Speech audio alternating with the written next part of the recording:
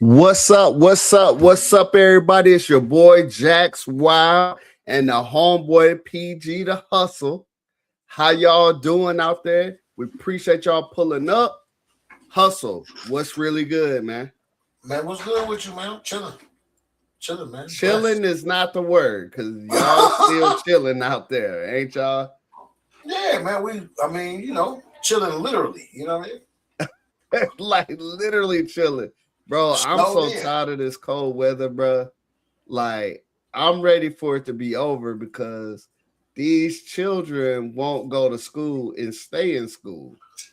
We doggone went to school today for the first day in a while. They was half day last Thursday, half day last Friday, out Monday, out Tuesday. Get in there today. And tomorrow they talking about 2-hour delay again, bro. Bro, I can't afford to keep feeding them. Hey. We send them to school so y'all can feed them a little bit, bro. That's it. That's it. Breakfast and lunch program. Something about these kids when they home, their stomach is not programmed when they at home. For the school, I need y'all school lunch stomach when y'all off.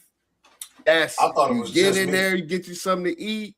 You don't eat for about 3 hours. Then we get you a little snack, and you don't. Then you nothing. That's it, bro. These mothers in there every other hour, bro. Just 10 and through.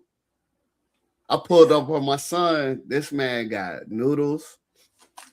He eating now it is safe. I made sure it's safe, but he eating the cookie dough, John, that's safe to eat. He got noodles. He got the one cookie that he ain't baked. He just eating it straight up to the dome. He got Cheez-Its. He got chips, and he got Eggo waffles, bro. I said, now, come on. Now, what are we doing? Like, what are we like for? Literally, what are we doing? I ain't gonna hold you, Jax. They ain't allowed in my crib. You gonna stick to something and you gonna get it, and that's gonna be it. Man, I be trying to be liberal with the foods, but bro, I'm gonna have to go ahead and tighten it back down, bro. So when they start buying the food themselves, and actually stock in the refrigerator, they can eat and pull out whatever they want. They can have a brownie with a pack of ramen noodles and a peanut butter and jelly with a grilled cheese sandwich on top of it. I don't care. When they pay for it, they can. But as long as I'm paying for it, and I'm watching it diminish, like what's your boy name with the snap? Thanos. Yeah, Thanos. When I'm watching the refrigerator empty like Thanos, boom.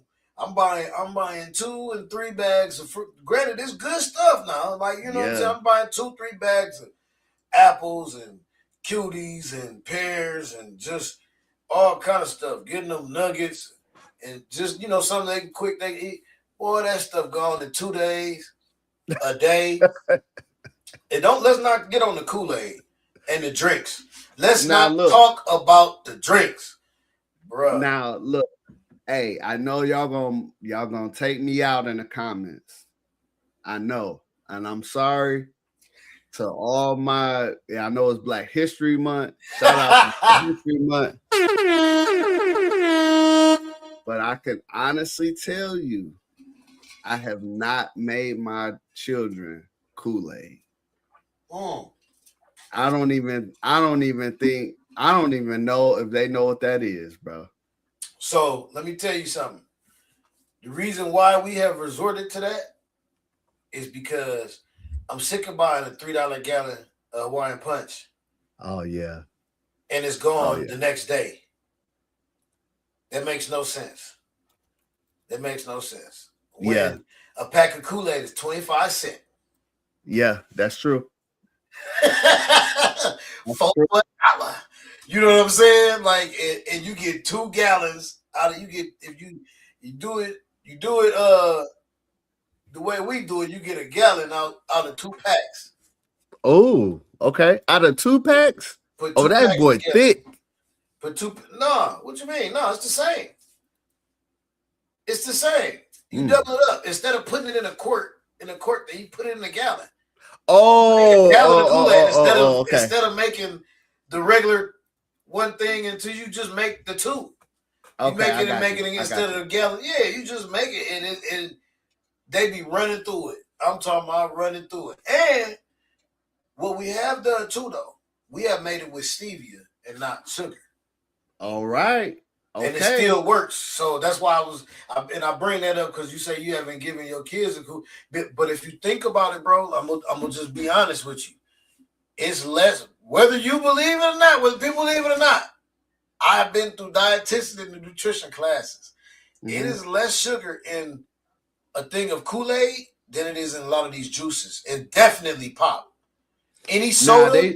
They drink a lot of juice. They drink a lot of juice. So turn it around on the back and see how much grams of sugar is in it per serving. Okay. Because that's a lot. And you gotta watch that. You know what I'm saying? You gotta watch the grammage of the sugars. You know what I'm saying? That they're smacking like, and there is like a jug of juice that's like 2 grams, 3 grams. Right. It's like Blue Rush. It's like the little cheap ones you get at the little store.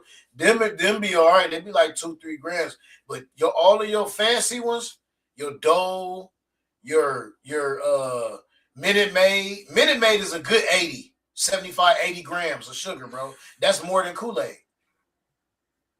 So when people make that comparison, it means nothing to me if you're not counting the grams of sugar. Yeah. If you're not actually getting your kids and or feeding your household stuff without sugar. Because sugar is a silent killer. It's killing our whole community, period. Yeah, for sure. Yeah, for sure. Most definitely.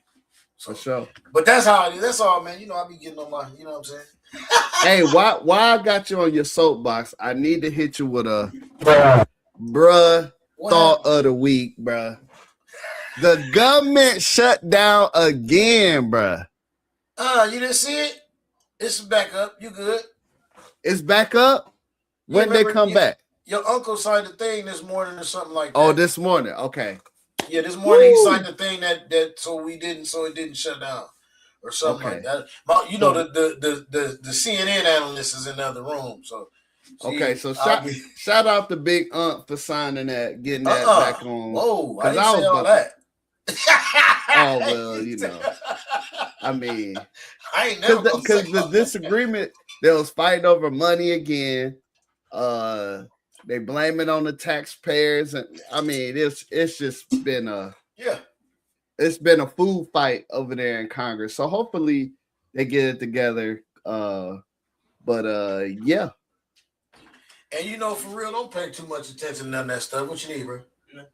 Don't pay too much attention to none of that stuff, man.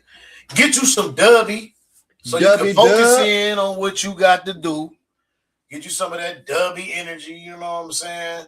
You know, it's it is it's formulated to specify, you know what I mean, to zone in on, it's no jitters and zone in on your focus. Zone in on your focus so you can be straight to the point. You feel me? I ain't had me none today. That's why I'm stumbling over my words. You feel me? I gotta get crack my W over real quick, man. And then once you get your W, go ahead and slide over to the site. You know what I'm saying? Get you some gear. Hey, and I have to give an apology to y'all. I went and checked everything. I had to go back and redo it because our host changed a lot of their what you call that, man, when they changed people that they were licensed with. Oh, okay. So a lot of things went away. A lot of the things went away and stuff that we didn't necessarily use because I always use my own graphics and stuff like that. But a lot of the things I had to redo. So I don't know how long, if y'all have been going for like a week or so, because nobody really tells me. I don't know how long the site had been looking weird. It was looking funky. I went on it the other day to look for something, to do something for somebody, and it was looking real funky. So I had to switch it. So I apologize. And because of that, this week and this week only, I will be releasing a 25% off coupon. Okay? Go to the site on your whole order and type in TRP Folly. TRP Folly. The Redeployment Podcast Folly. FOLLY. Yes, sir. Y'all heard it. Y'all go. It's the only time we gonna say it. Boom. It'll be up there. You have to type it in. You have to know it to get it. And last but not least, elbow grease coming out. Oh, it's already out. It's already here, man. It's been here. Get you some. We redoing all of that. We redoing the site. All of the guests will be getting a package within the next month. So it'll be there. It'll be there, but before like March. I'll be sending it off to Jax within the next. Yep, I'm getting all the addresses now. Okay, so I'll be sending it off to Jax, and it'll be distributed to all of the guests. And we got a surprise coming in there too for y'all. Oh, I love surprises. Thanks y'all for watching, man. We just want to appreciate like all of y'all that's coming in, even y'all that pop in just for the click and come out, even with the goofy stuff, with the funny stuff, with the kids, people popping in. We appreciate everybody for stopping in and just even taking the time out to listen to what we're saying, even for 5 minutes, man. So we appreciate that, y'all. And we really want to, get back. Yes, sir. Yes, sir. So we got a special guest today. He is obviously a veteran. Like to bring him on to the set here. I met this brother from a organization known as Soldiers to Sidelines. Now, I've talked about this organization a lot of times when I'm on location, and we went to Vanderbilt, we went to Seattle. Shout out to the Seattle Seahawks, who's in the Super Bowl, and that was the year we went. So you know what I'm talking about. Maybe it's because we pulled up. We got y'all over the hump. You feel me? So yeah, so it's a great organization. If you are a veteran and you still like to coach, Soldiers of Sidelines is for you. So I met this brother here, great brother coming out of the Navy. So I want everybody to welcome Eric to the show. Welcome to the show, my brother. Hey. How you doing, man? I'm doing well, fellas. Glad to be on the show. Man, we're glad to have you, man. Glad to have you. Where you currently located right now? I'm in Maryland. I'm originally from Pittsburgh, Pennsylvania, but I relocated to Maryland area back in 1996. Okay. Ooh.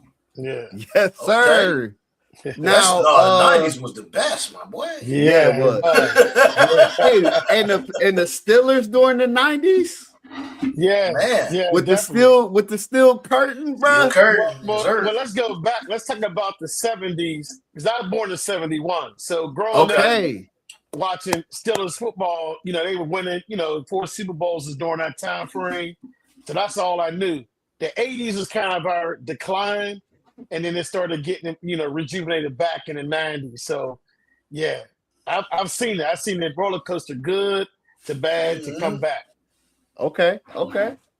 Right on. So you're in the DMV, Maryland area now. What's the weather like? We'll just talk about the weather a little bit ago. How y'all doing? It was single digits. It kind of bounced back up to the 30s, which is actually warm today. But again, you just adjust to it. You know what I mean? Yeah. Boots on the ground, it's time to go. But it wasn't no big deal to me at all. Some of the places I deployed to was a little bit worse than what we had here. Yeah. We had some snow here in North Carolina, but the way we're set up, man, we're not set up to handle that stuff very well. So they just shut it down. They was like, you know what? Everybody stay home. Don't nobody come out. Y'all just stay where y'all at. Be safe. Okay. Right. And for some reason, some strange reason, you sell out all the bread.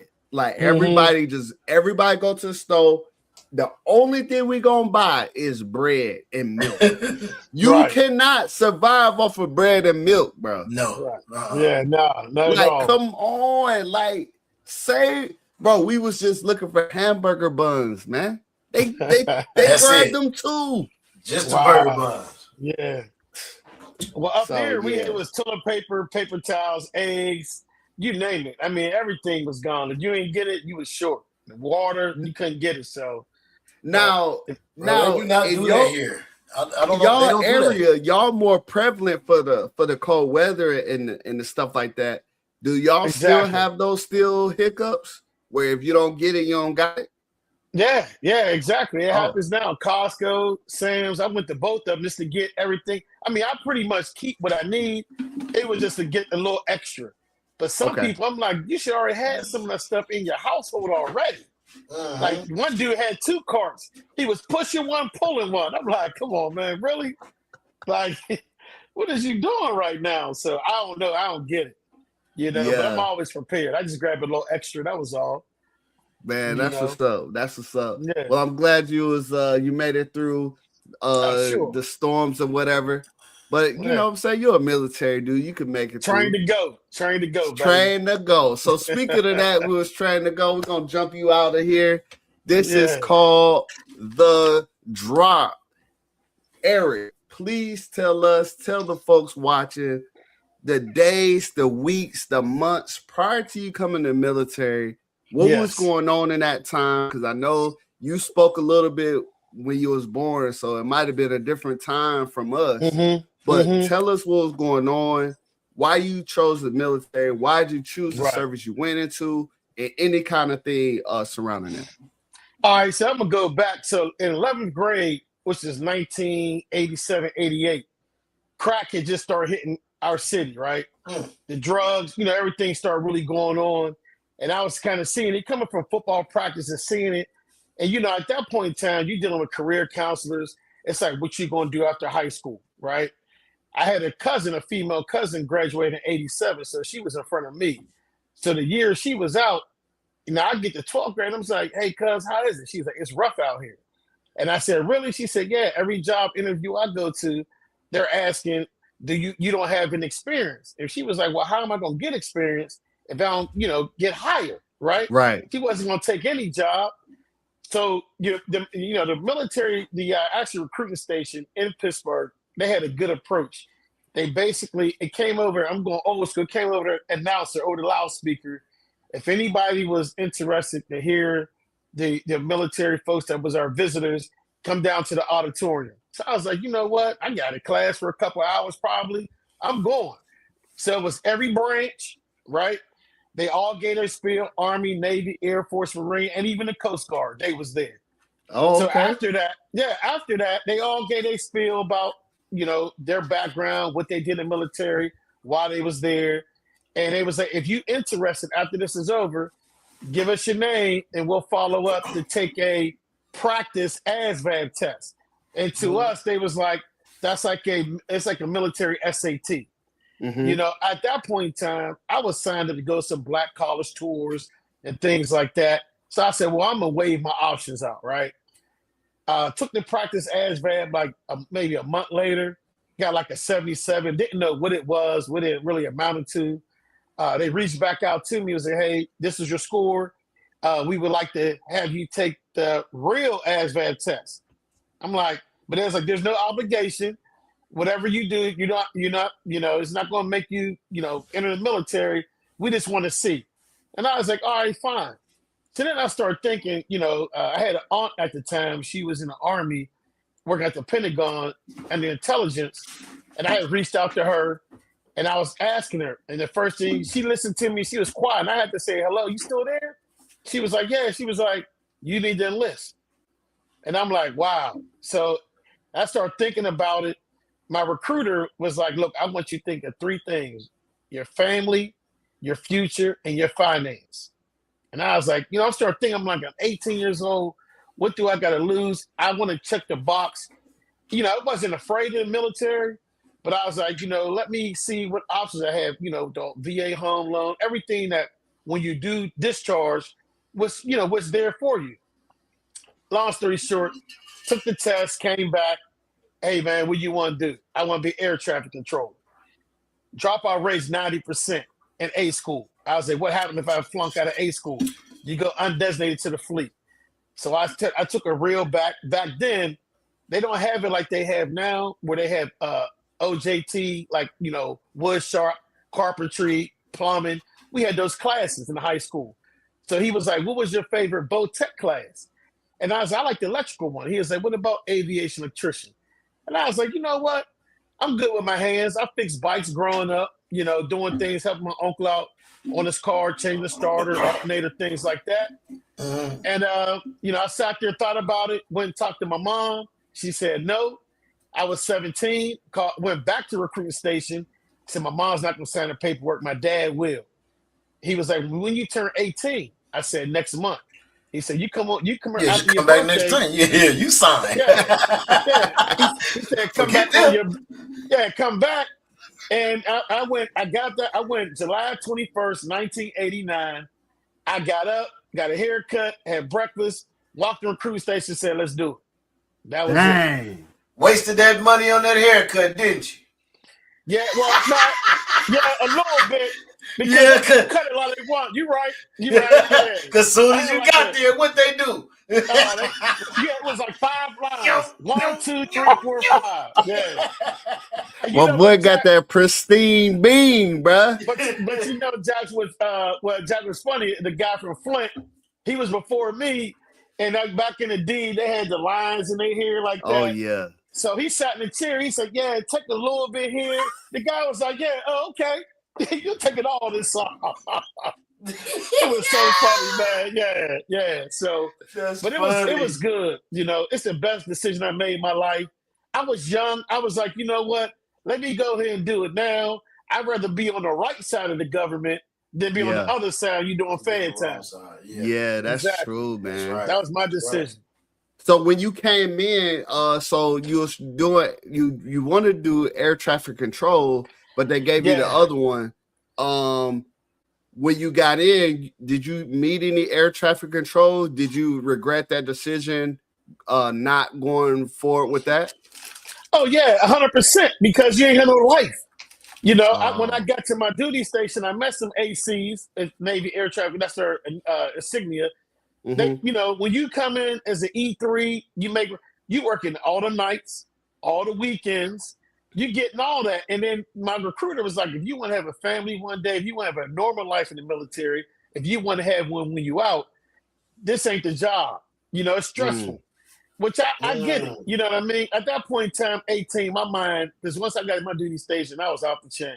I ain't never get court-martialed, nothing like that. I never got in trouble, but, it was 7 to 3. I got out of work, and I was stationed in Cali, East Coast guy from Cali, going to Cali near the Bay. Man, come on. It was I had a good time.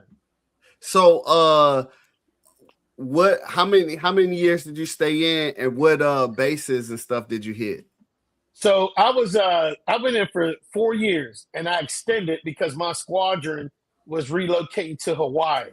And at that point, I was getting out, and a couple of guys was like, hey man, we just did sea duty. You guaranteed 4 years of shore duty. Why would you get out? Because I wasn't on a ship. I was not on the ship. I was in the air squadron. So, me being ignorant when I was young, trying to get back to the East Coast, the closest I could get was Naval Air Station Dallas, and there was actually Naval Air Station Sigonella, Italy. I should have took those, right? Yeah, I should have went to Italy. But I was like, nah, you know what? I'm done. I got my good foundation. I'm going to take my skill set that I've learned, my leadership stuff, everything I had, and go out and be a citizen. But I was stationed in, so actually it was Moffett Field, not too far from Alameda. We were kind of like in the San Jose area, Silicon Valley. We was not far from Stanford University. Okay. So I was there. Actually, Google just bought my old air base. That's crazy. Oh wow! Yeah, they bought our air base. And back when I was in, when the president then was George Bush, the father, senior, when they would fly anywhere on the West Coast, they would land on our base, and then where they would have to do, and then they would come back in the Air Force One take off. Oh wow! Yeah. So I got to my duty station in January of 1990. That's when they had the big earthquake, that 7.2 in San Francisco.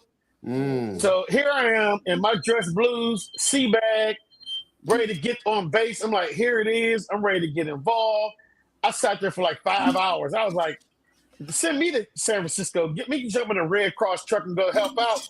Because what they was doing, they was taking a lot of folks from our squadron with the relief efforts up in San Francisco. Yeah. And if, people was going around, I sat there for hours. I just want to take a shower, get out these clothes, get something to eat. From January 90 till June, that's 6 months. I had my first deployment, which was Adak, Alaska, which is nowhere you want to be. Wow.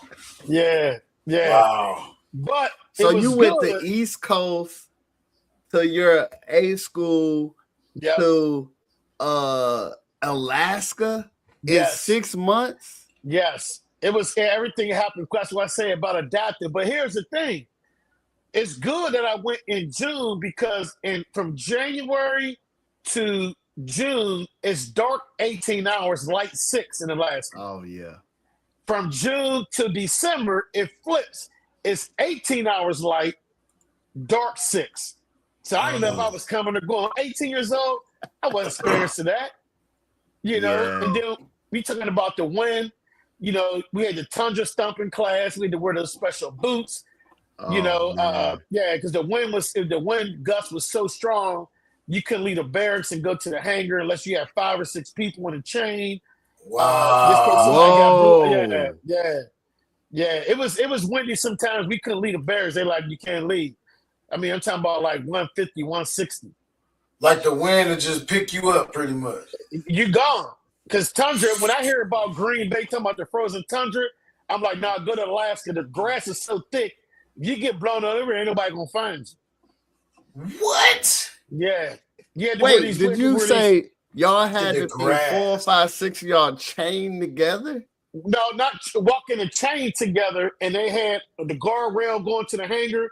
There were some little hooks you had to hold on to those, but we was not chained together physically, but we had to be together. Yeah, like buddy system, exactly, yeah. And base housing, they had to chain their cars down. You know what I mean? It was a sight to see. Chain the cars down front and back.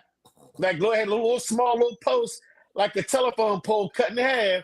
You got to chain your car down because you're going to tear everybody's car on the street. The wind blow. It's going to take your car all the way down. Yeah. So it was experience. But so, Eric, tell me, I need you to talk to the people real quick of those that are joining. And you said something that stuck out to me. You said you from the East Coast. You was trying to get back to the East Coast. Yes. So you end up not really throwing it away, but you end up tapping out early just to get back to the East Coast. Yeah. Is that something you would do again, or is that something? What would you tell somebody that is thinking about that same thing right now? Yeah, don't just take the orders. Again, I had plans on retiring, but again, when you're young, you want to get back home. In hindsight, I got in the military to get away from home, right? Right. I had a cousin that when he registered, he enlisted 2 years after me. He was in Oceana, Virginia, working on F-14s on a USS Forrestal. So he was, I would talk to him. Yeah, I was home this weekend. So asked about you. I'm in Cali, like, man, I want to be home. So, just some of those weekends. But now I look at the hindsight 2020. It was, I was being foolish and not really just going where the military needed me. For my billet as an AE, Naval Air Station Dallas, I should have took those orders. Not trying to get back close to home. Just go out, enjoy life. I would love to see Italy. I think about it all the time when I see things about Italy, you know what I mean? But, you know, you young, but I was like, I would never make that mistake again, ever. Yeah. Yeah. So if you're listening out there, y'all, man, if you're coming in, the one thing about the military is you're going to move, you're going to see things. Yes. Don't let your, let's call it, love for being home ruin the whole experience of you actually experiencing the military. You know, dang, that exactly. That is don't get complacent. Don't get complacent. Yeah, exactly. I did. I definitely did. You know, that was one mistake that I made in my life that I can't get back. But I'll never do it again. Any way I can have in the military community, had that conversation. Just don't be, you know, just go with the flow and just experience somewhere different. Because, I mean, unless you got, you know, sick siblings or sick grandparents or something like that, humanitarian, where you really, really need to be there, man, them family gonna be there, bro. Yes. The family gonna be there. And you give your family somewhere to visit, somewhere to see you. Or when you come back home, man, I love telling the story. Hey, Jay, tell me again what there was like in Turkey. Oh, yeah, you know, there was in Turkey, blah, blah, blah. And it's something that you're always able to do. But we lose that when we, like you said, you don't go with the flow. So you said how many you only did 4 years. How many or you say you extended, but 6 months. It was still 4 years? Yeah. Okay. 4 years. It was because I went in. The contract I had was a 3x6, so I actually extended 6 months and then 6 months again. Okay. Yeah. And you only got one deployment out of that? No. So I went to. I was in Misawa, Japan. Okay. That was interesting because one thing about it, they really don't have cemeteries. So they would burn bodies. They would cremate on Sundays. You would smell in the ear till Tuesday, sometime Wednesday. So it was it was a quite to get adjusted to. It's a different place. It was cold. You're talking about snow. You would get you would leave. It'd be like clear as day. Next morning you wake up, it's like 1.5 feet, 2 feet of snow. We got hit by a few snowstorms, but they were on it. But Japan was okay. I didn't mind it. It was like, be very careful out in town. The squadron from Hawaii that we relieved, one of the guys was in a car, ran over somebody's foot, and he was still in the brig when we got there and when we left. Oh, man. Yeah. So I didn't do much at all. I was on base, went to a couple little clubs to say, hey, I'm in Japan. But I was laying low. I was like, nah. Yeah, we had a couple dudes when I was in Okinawa. They got a little too drunk, mouthing off to the JP. Man, when I tell you, man, they beat the brakes off that, bruh. They beat the brakes off him and then locked him up. Right. And then it took the base commander. They took the embassy, and it was hard to get that mug out that jail, bro. Yeah. When he came back, we all was like, welcome back, my boy. We think we'll ever see you again. But man, they didn't. That's one thing. It's a nice place to be if you just chill. Just chill, be relaxed, be cool. Yes. But if you turn up, they gonna turn up. And you don't want they turn up. Yeah. I had a couple older guys in my squadron had like 15, 20 years in. Kind of got with the old heads. We did our stuff during the day, nighttime. We was back on base. Shut it down. So that's what I did. In the air squadron, sometimes our airplanes will fly missions. So I've been to Perth, Australia. That was nice. I've been to the Philippines. Diego Garcia. Okay. It's like nowhere's lane. But it was so as far as going places, Thule, Greenland. I've been a lot of places, man. But good, man. Stationary was always, it was Japan and Alaska. Those are my two deployments where I was at. Been to Osan, Korea. You know, Osan was nice. Did some shopping there. Yeah.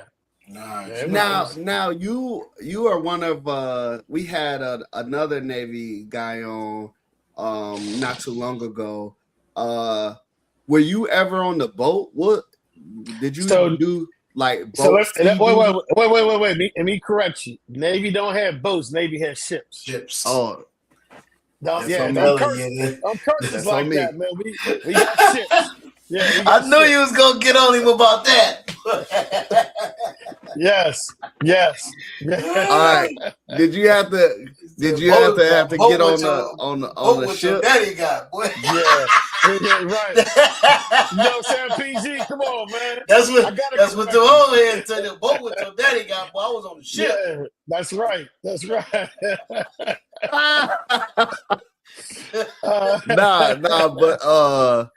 But did you have to do time on the ship? No, I didn't. Okay. And at some point, I met some guys who never stepped on the ship. They was in there like when their third enlistment. But a lot of people said something experience. You make rank faster. You know, that's what some people were saying. But I you know what, come out of, I was expecting to go to the ship. I was just fortunate to, get my air squadron, which was considered sea duty. And I was like, okay, it is what it is. But I didn't know at the time that we did reconnaissance. So we did reconnaissance for Russian submarines. So during the war back then, the original Desert Storm, Gulf War, whatever, they changed the name. It's like 3 different names. We just felt the U.S. felt that Russia was helping Saddam back then about all the stuff with Scud missiles and everything else. So I had no idea that I had a confidential clearance. They said they selected. I had no juvenile record. I had nothing in growing up. So I kind of was handpicked into that squadron, and hey, that's fine. It was considered sea duty, and we stayed stateside 1.5 years, and then 6 months we were deployed. So it was that cycle. But no, I didn't step on the ship. I had been on a couple of ships. I went to Alameda.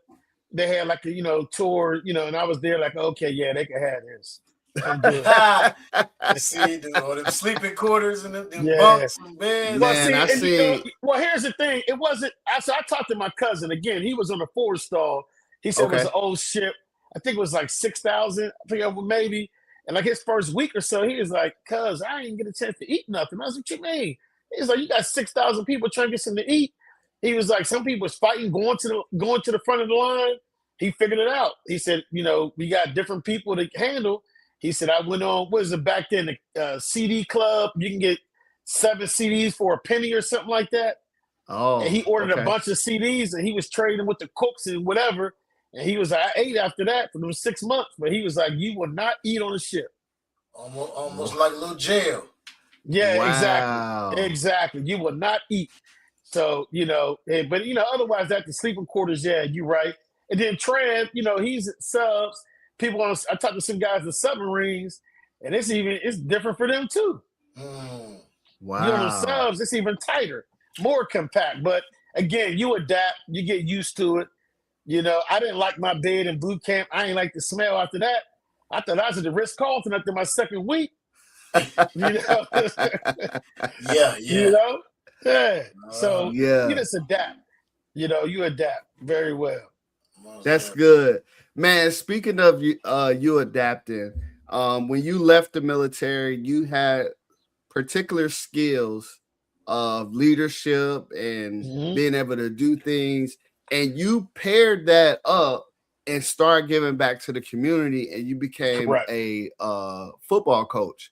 That's correct. Can you tell us how being a football coach or being prior Navy and becoming a football coach helped you in your transition back to civilian life?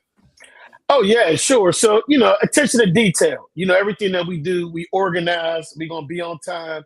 And in the community, some of these young kids, they just don't have that. Some don't have father figures.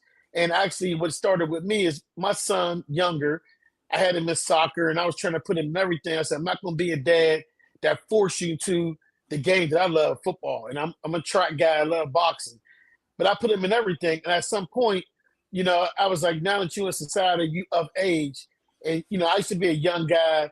Some of the older guys, took us under their wing, but that was that side of we're the guys of baseball games and basketball games. So, me at that point, I said, let me get involved with the community. I'm working.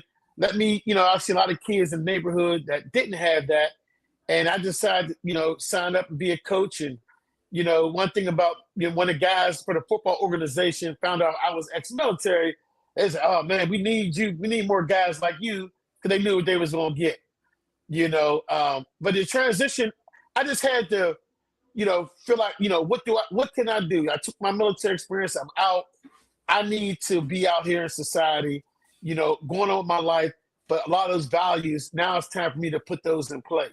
Right. Because I got those skills. I'm not going to leave them behind. That's what I went in for. Now let me put it to work.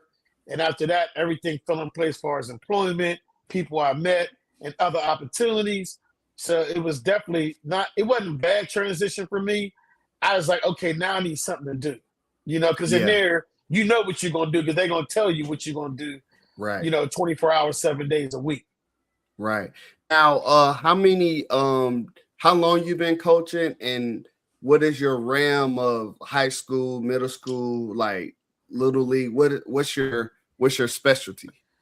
Yeah, so I did 10 years of youth football, which I love. I mean, that's the ground-based way. I mean, if I could do all over again, I did the same thing. So I did 10 years of youth football. I had my kids when they were 6 years old, and I had them all the way till they went to high school. I was at a crossroads. Should I go back down, get another group of kids? Because some of those kids still, hey, coach, family members pass away, they get married, have kids. I still get invites, phone calls, the whole nine. And I was like, I like to challenge myself. I want to go up to that high school level. And, with that, just being vocal, just being around, the opportunity came up for me to go to high school within 2 months. And I seized the moment and didn't look back at all. Nice. So how long you been coaching football at the high school? 16 years. 16 nice. years. Yeah. 6 on JV and 10 on varsity. Have you been with the same organization, or did you pop around? Yeah, I'm the same. Again, so Joe Paterno I was a young kid growing up in Pittsburgh. I love Pitt football, but they wasn't that great. But I was like, I used to say to myself, I'm going to go to college and I'm going to play for Joe Paterno, right? How long did Joe Paterno stay at Penn State? Until the casket dropped, right? Yeah. And that's pretty much for me. Once I look at it this way, Jack. Somebody gave me a chance, my loyalty. You let me in the door, I'm here. I'm good. Okay. I ain't going nowhere unless it's the next level. Mm-hmm. Wow.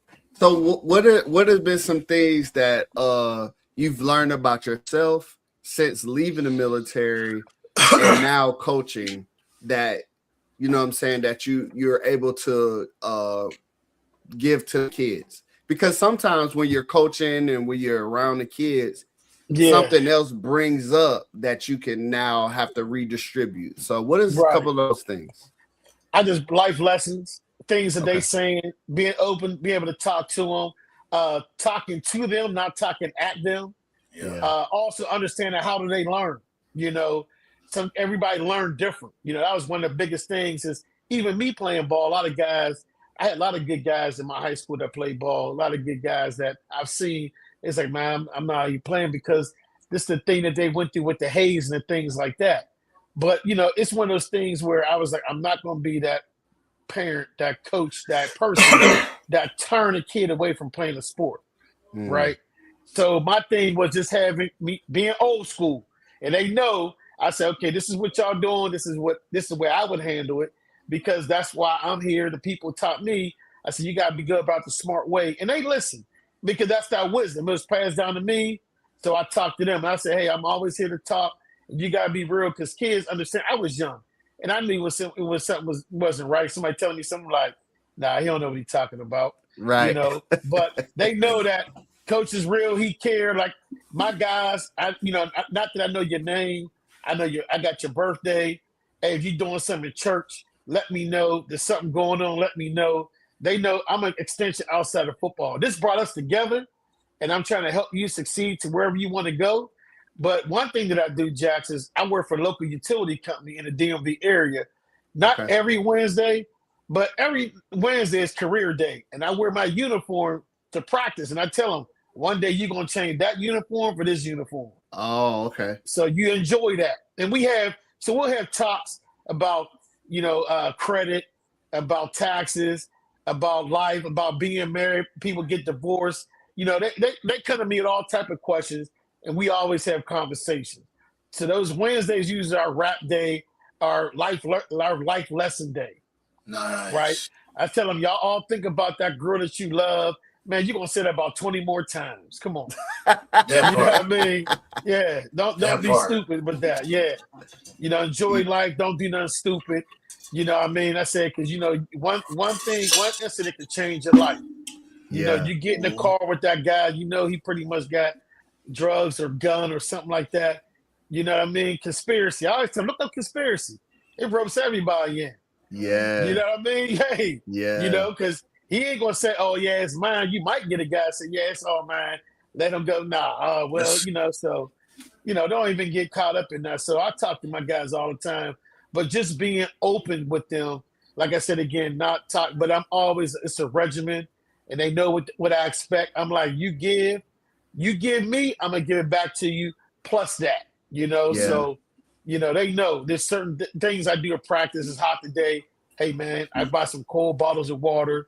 They know that I care. So Christmas, hey, Merry Christmas to everybody. So it's not like, coaches just during the season. Now I'm always involved with them. Wow. But just being consistent. I would say the biggest thing, Jack, is being consistent. Because I have a biggest thing is, consistency is a marathon to success. Wow. That's a bar. Yeah. Consistency is a marathon to success. Yes. Wow. That's good. Yeah. Okay. That's it. Mm-hmm. Some of those little buzzwords that I just be real down to earth with them and just tell them, just things of life lessons that I've had that I give them. And I just sent my family a quote, my daughters. It was saying something to the effect that just because I said no, it doesn't mean that I'm being rude or not hearing you. I just don't want you to mistake that I did. Right? Yeah. So a lot of times, Dad's going to say no.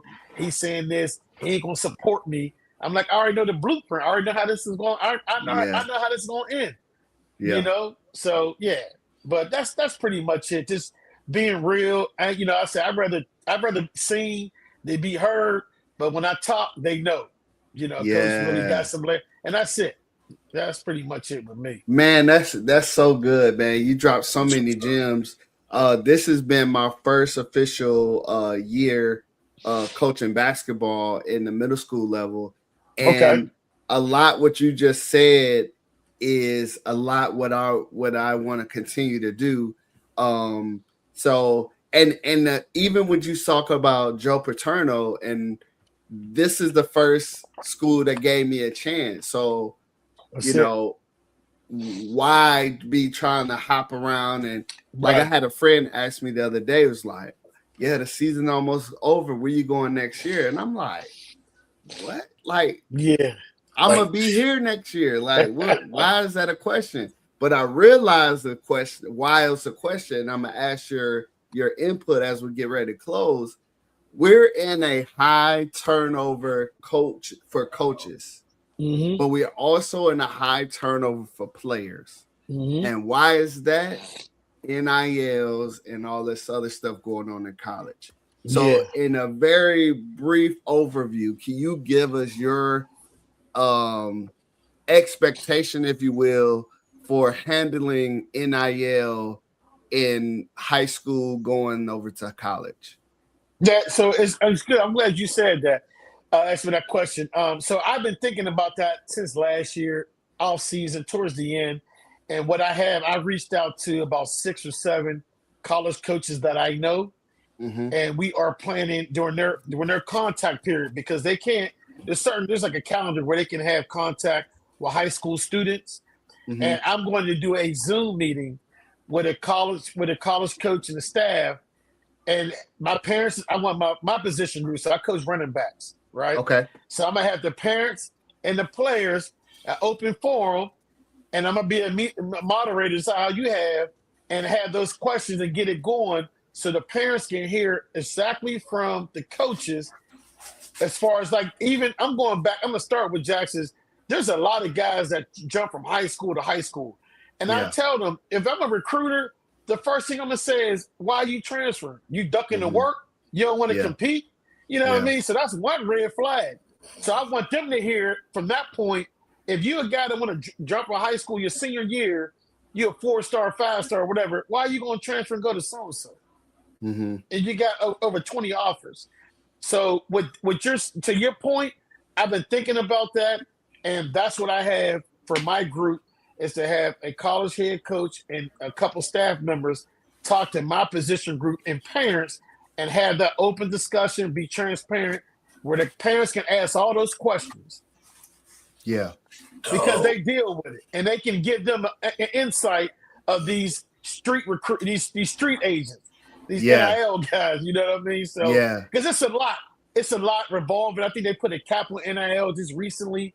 But that's the stance that I take, because I don't want to misspeak or anything or mislead someone or not have the information. So again, I'm gonna use my network that I have, reach out and say, hey, let's get on the Zoom meeting. Hey, let's be let these parents and kids understand through your lens how, at the high school level, kids that want to jump around and transfer, and then when they get to the college level, NILs, a position room. What's a normal day for D1, D2, D3 running back?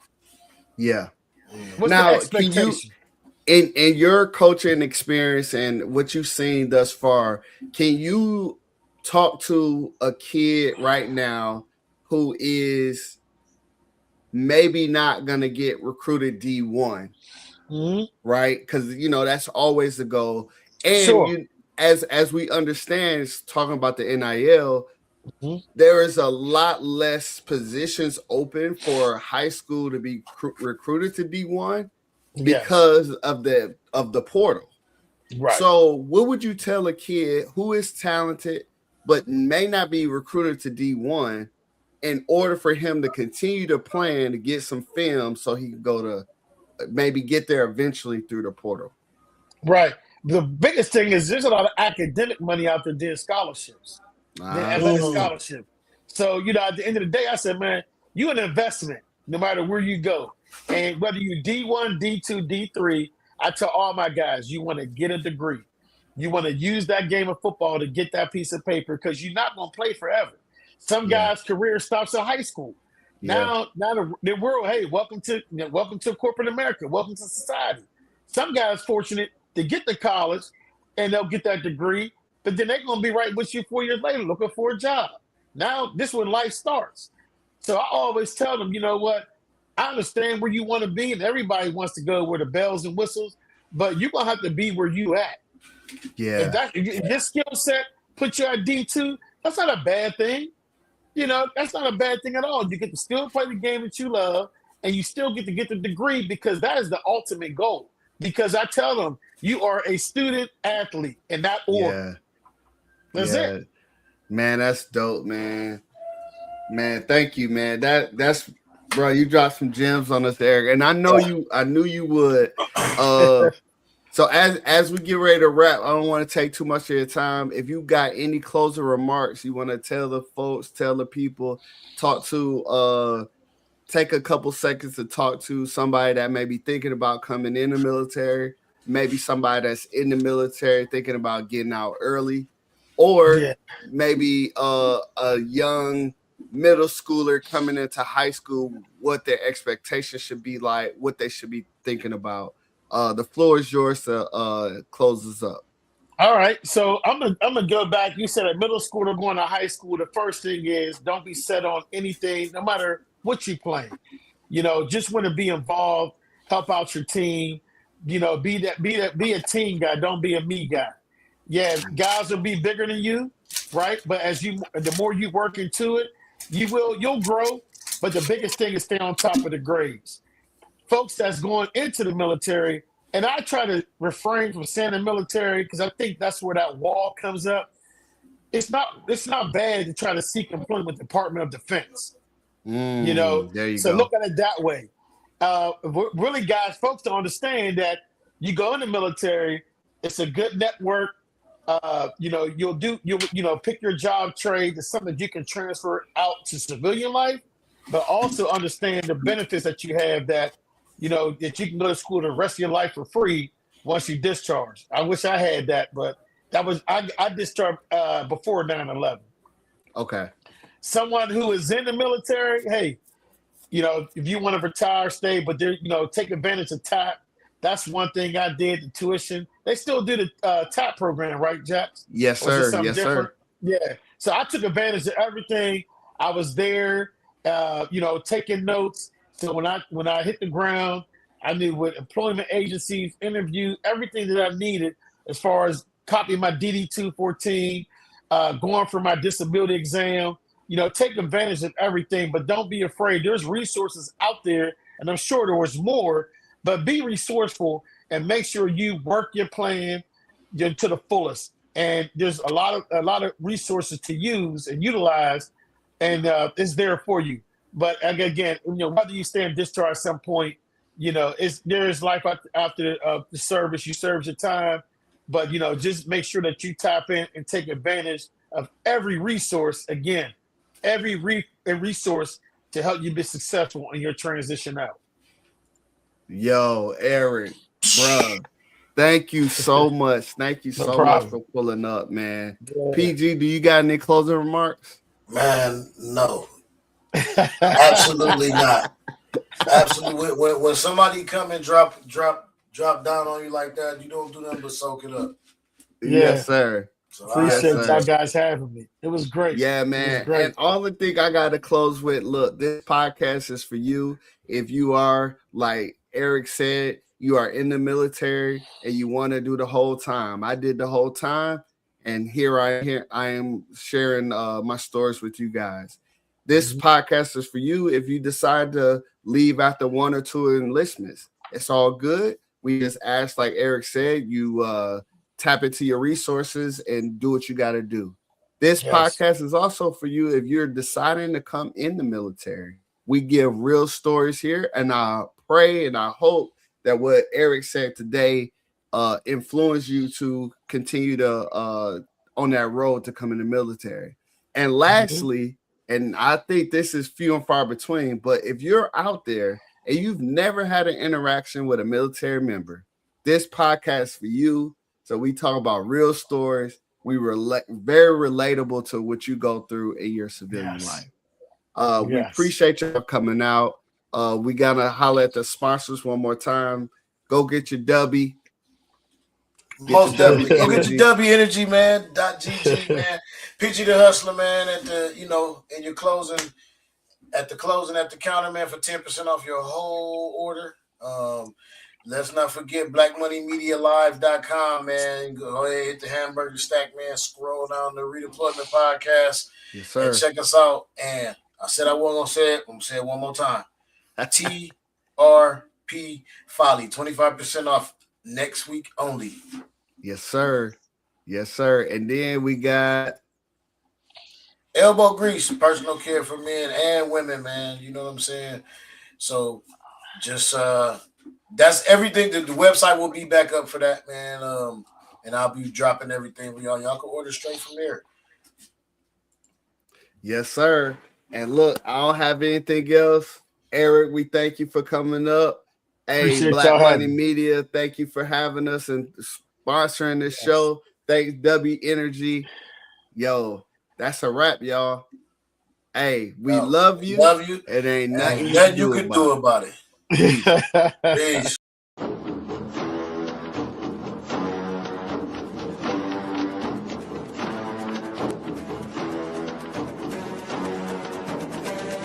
Ain't no man's rather